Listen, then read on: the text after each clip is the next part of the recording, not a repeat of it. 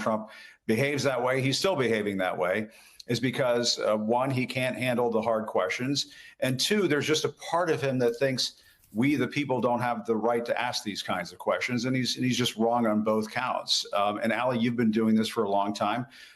You know what we have to do. We have a job to do, and we're going to continue to do it. And for the folks over at the White House right now, doing what we do for a living, I mean, my advice to them is to stand firm, stand your ground. Yeah, you were writing about this exclusion of certain people from the pool, and most regular Americans are not really clear on what the pool does, why it's important. But it's this, when you got to go into a small space like an airplane, or you're traveling with the president, or the Oval Office where all the reporters can't come in. We rely on these people. They're from different news organizations. You may not watch them on a regular basis. MSNBC viewers get information from a Fox reporter who's in the pool, because there's an agreement amongst you reporters that you will report the information accurately if you're part of that pool. When you remove people from that, you're taking control of something the state shouldn't have control over. Yeah, that's absolutely right. I mean, look at what happened to me after that exchange you just played back in 2018. The White House at that time took my press pass away, and we had to take Donald Trump to court to get it back. And it was a Trump-appointed judge who gave it back to me. And, I think that you might see the same sort of thing this time around. I mean, first of all, we have to say, we're not the most popular people in the world. As you said, pain in the ass. I've been called lots of things, Ali. I'm sure you have as well. It goes with the territory. If you want to be liked, go be a veterinarian, as I like to tell folks. But, listen, the press pool is a very important institution over at the White House. You have the networks, the television networks, trading places every day as to who's going to be in the Oval Office, who's going to be on Air Force One with the president. You have print outlets like the New York Times and the Washington Post. And then you have important institutions like the Associated Press, who have been kicked out of the Oval Office, kicked off of Air Force One, because they won't do something as silly as referring to the Gulf of Mexico as the Gulf of America, something that Donald Trump just made up off the top of his head. I mean, to me, we just shouldn't be in a situation where we're kicked out of the press pool because we won't succumb to the warped imagination of the wannabe autocrat in the Oval Office. And I was glad to see the Associated Press take him to court. And my guess is, in time, when this makes its way through the process, a judge, and perhaps it'll be a Trump-appointed judge, will say that the White House can't get away with this. A lot of people get their news from sources that they don't know they're getting it from. So you just mentioned the wire services, Bloomberg, Reuters, Associated Press. Putting aside the fact that many of us as journalists use the Associated Press as style guides for how we determine how we say things or what we put on the screen. But that stuff makes it into your local coverage without you actually knowing what the source of that reporting was. That's the danger here. It's not Donald Trump calling you and Peter Alexander rude and things like that, because at least that's out there in the open. It's this insidious removal of press passes, of access to the presidency. That's, I think, the more dangerous part. At least your stuff plays out in real life and people get to opine about whether they think Jim Acosta should get his press pass or not. But you're going to just see coverage disappear. Yeah. No, there's no question about it. And listen, Ali, you and I both know all too well, the AP is a critical part of the free flow of information in American society. They have reporters in, I think, all 50 states. They have reporters in some 100 countries around the world. I think billions of people see their product, and they're a cooperative. It's not like they're out there making tons of money. They're here for the journalism. And keep in mind what took place the other day over at the White House, Ali. According to Andrew Feinberg of The Independent, the White House almost let a representative from the TASS Russian state media news agency into the pool spray, and not the Associated Press or Reuters. And that was also confirmed by a Reuters reporter over there at the White House. And so what are we doing here in this country where you have the White House, you have press officials whose salaries are paid for with our tax dollars? They're letting in TASS, they're letting in the Russian media agency, but not the Associated Press. I mean, this is just lunacy. And it just goes back to Donald Trump just having incredibly thin skin when it comes to taking the hard questions. He's just never been very good at it, Ali. And I think you and I are both are longtime observers of this. I think he wants the press to sort of function in the way that the tabloids did in New York when he was a real estate magnate in Manhattan. And that's just not how it works in Washington. We're here to dig. We're here to get information. We're here to ask the hard questions. And honestly, it's why the First Amendment is there. And he can't just throw that out the window willy-nilly and have just, fawning propagandists and sycophants in the Oval Office with him. I mean, imagine if you just had a bunch of people in the Oval Office with him asking questions like the guy the other day who was saying to President Zelensky, why didn't you wear a suit? Yeah. Imagine if you just had a handful of people doing that sort of thing. What would be the reaction from the American people? They would think this is like the Muppet Show or something. They would just find it to be sheer lunacy. It just wouldn't make any sense. Or they get used to it over time. That's the danger, right? Because there are governments who do this, and then you get used to the idea that these press conferences, not press conferences, they're a parade of the achievements and accomplishments of the dear leader. Jim, let's talk about Friday and what happened in the White House with Zelensky. Ironically, you're one of those people who've been the subject of a very public thing in which Donald Trump decides that he's just going to go after someone in the way that he does. However, like you, Zelensky didn't seem to flinch much. The guy's been at war for 3 years, so I don't know that Donald Trump yelling at him or J.D. Vance yelling at him is the biggest deal. But experts tell me this may be an irreparable breach, that what happened on Friday is a rupture in a world order that we've been familiar with for 80 years. Yeah, I mean, I did a podcast on this on Substack on Friday, wrote a piece about it over the weekend. I mean, Ali, I think watching what unfolded on Friday was a difficult moment, I think, for a lot of Americans. And because it's just not who we are. We're not the kind of country that turns its back on friends, turns its back on countries fighting for democratic freedoms. And that's exactly what took place in the Oval Office on Friday. To see Donald Trump and J.D. Vance berating Volodymyr Zelensky and accusing him of not thanking the United States, which, hello, fact check, he's thanked the United States dozens of times. All the time. He's done it publicly over and over again. And so, I mean, but it was almost like, and we're seeing this a lot during these early weeks of the second Trump administration, almost everything the president says or the vice president says or top administration officials say sounds like talking points over on Fox. It just comes out of the conservative, conspiracy theory laden ecosphere that just leads them down the path of sort of Alice in Wonderland stuff. And, it just felt like, Volodymyr Zelensky was pulled into that. He went down the rabbit hole with Trump and J.D. Vance. And this is somebody who has been courageously leading his country after it was invaded by the Russians. Yes, it was invaded by the Russians 3 years ago. And, that's what pained me almost the most in hearing that reporter asking Zelensky, why he wasn't wearing a suit. Like, hello, have you seen Elon Musk wearing his dark MAGA hat in the Oval Office? Did anybody have any questions about that? This is serious stuff, and you need serious people in the room asking real questions. Yes, that might have actually been a saving moment when somebody gets a question like that, and it's a real question that holds the leaders to account as opposed to a stupid question about why he's not wearing a suit. I want to read from what you wrote on Substack about this. It's titled, "This is Not Who We Are." Trump's shameful repudiation of Zelensky was much more than an embarrassing moment in American diplomacy, on par with the president's disgraceful embrace of Vladimir Putin in Helsinki. It was not just a televised excommunication of a key U.S. ally fighting for its survival. This was a signal across the oceans that the United States of America, proud home of the greatest generation that stormed the beaches of Normandy to defeat the Nazis, was no longer in the business of saving the world. Instead, Trump will trade vague offers of security for the natural resources of vulnerable, weaker nations, rare earth minerals in the case of Ukraine. This is there's two parts of the disappointment. One is the world order that's breaking, but the second is American pride. We may not have gotten it right since the storming of Normandy, but Americans have tried. They've tried to be a leader of the free world. It feels like on Friday, we almost stopped trying. Yeah, and it felt like just the ship was sailing off into uncharted waters. We're not going to be there for Europe anymore. I mean, what is that? What is that? Is that the truth? Because if you talk to a lot of experts about this, people like Ann Applebaum and so on, that leads to war in Europe. If the United States is just going to let the Russians roll into Kyiv and take over that country, obviously Vladimir Putin is not going to stop there. He's going to want to poke and prod in other parts of Europe and maybe even tempt the NATO alliance to push back if he goes into one of the Baltic states, one of the weaker nations in the Baltic states.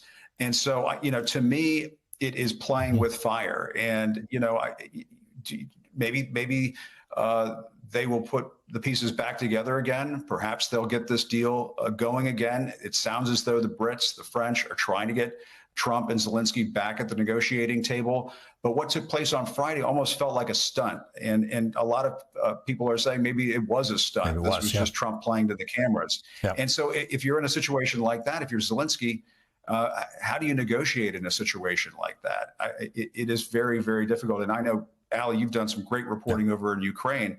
To think about what the people of that country have gone through over the last 3 years, and to see the president just repudiate their leader in the way that he did, it must be just incredibly disheartening. And it raises a lot of worries as to what's to come. Jim, it's nice to see you again, my friend. Thank you. Jim Acosta is former chief White House correspondent, an old colleague of mine and a friend. Just remember what happened last week. On Monday, on the anniversary, the third anniversary of the war, Trump sided with Russia. He sided with North Korea against our allies and basically undercut the condemnation of Russia as the aggressor. He criticized Zelensky as a dictator. And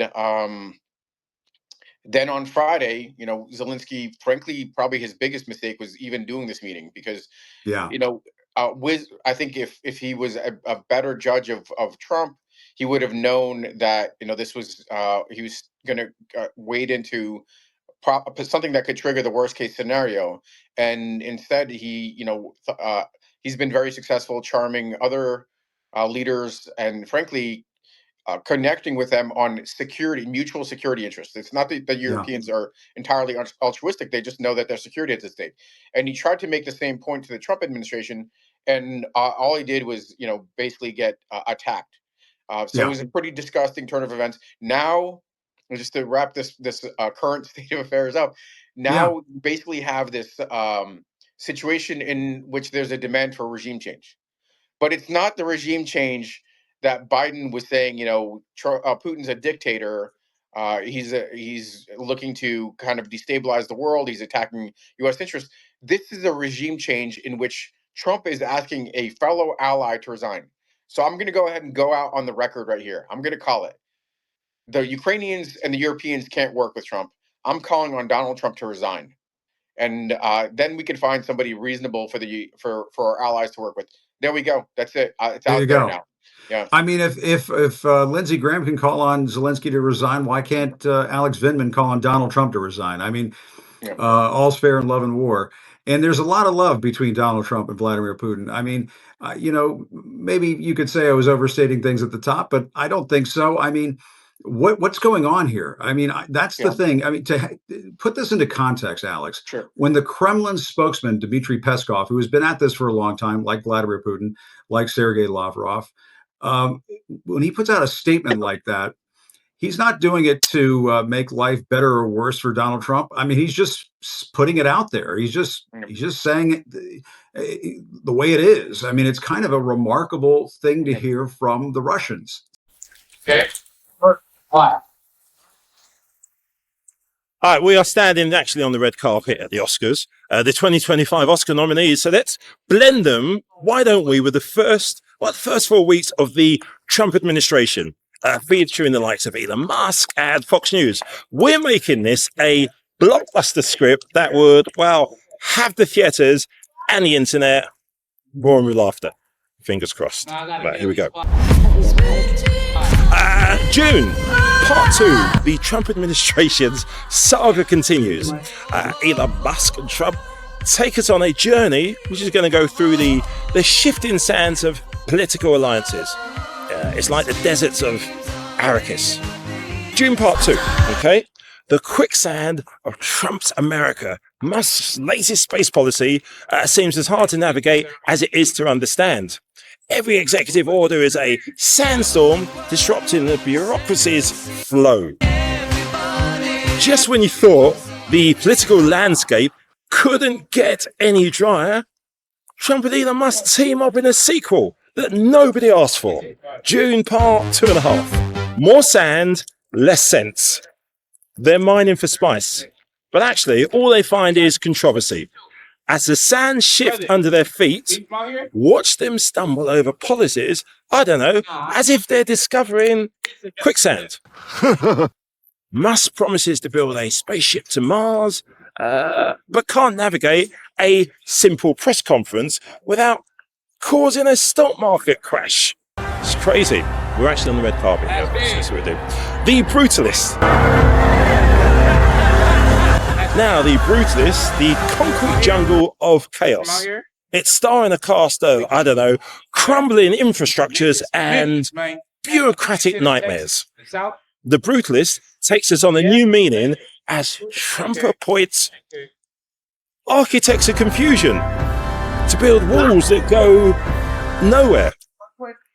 Adrian Brody reprises his role, this time as a man bewildered by his own blueprints, drafting legislation that even Escher, well, he would call it improbable. Wicked, the new MAGA musical. Watch Cynthia River as she transforms into the ultimate green outsider. Not the Witch of the West, but the Wizard of MAGA.